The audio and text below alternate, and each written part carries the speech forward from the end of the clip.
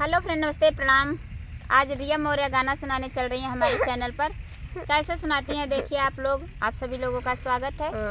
और ननंद भाभी का नोक झोंक है गीत पे। बम्बई वाले बुआ के लिए सुनाए जाते हैं और बहुत ही प्यारा गीत है, आप लोग ज़रूर सुनिएगा। एक ननंद भाभी का नोक झोंक है और देखिए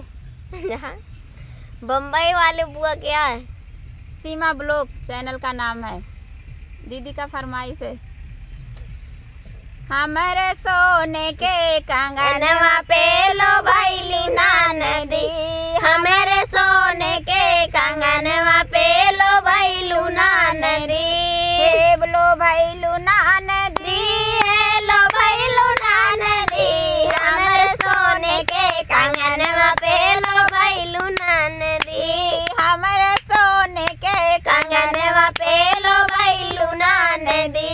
हमारे पातरे बिरान पे लो भैलू नदी, हमारे सांवरे बिरान पे लो भैलू नदी, हमारे सोने के कंगनवा पे लो भैलू नदी,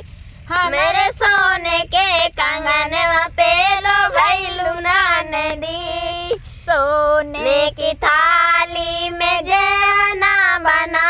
ले, सोने की थाली में जेवना बनावली, हमारे जेवतई बाला में पेलो भैलू नदी, हमारे जेवतई बाला में पेलो भैलू नदी, हेलो भैलू नदी, हेलो भैलू नदी, हमारे जेवतई बाला में पेलो भैलू नदी, हमारे जेवतई बाला में पेलो भैलू नदी, हमारे सोने के कंगनवा पे लो भैलू नदी, हमारे सोने के कंगनवा पे लो भैलू नदी, झांझड़े गेड़ूलवा में जाल भर लायो, झांझड़े गेड़ूलवा गंगा जल पानी, हमारे घूट तई बाला में पेलो भैलू नदी, हमारे घूट तई बाला में पेलो भैलू नदी, हेलो भैलू नदी, हेलो भैलू नदी, हमारे घूट तई बाला में पेलो भैलू नदी, हमारे घूट तई बाला में पेलो भैलू नदी, हमारे सोने के कंगनवा पेलो भैलू नदी, हमारे सोने के कंगनवा पेलो भैलू नदी, लौंगा इलायची के बीरवा जोरावली, लौंगा इलायची के बीर जोरावली, हमारे कूच तई बाला में पेलो भैलू नदी, हमारे कूच तई बाला में पेलो भैलू नदी,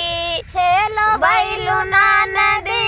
हेलो भैलू नदी, हमारे कूच तई बाला में पेलो भैलू नदी, हमारे कूच तई बाला में पेलो भैलू नदी, हमारे सोने के कंगनवा पेलो भैलू नदी,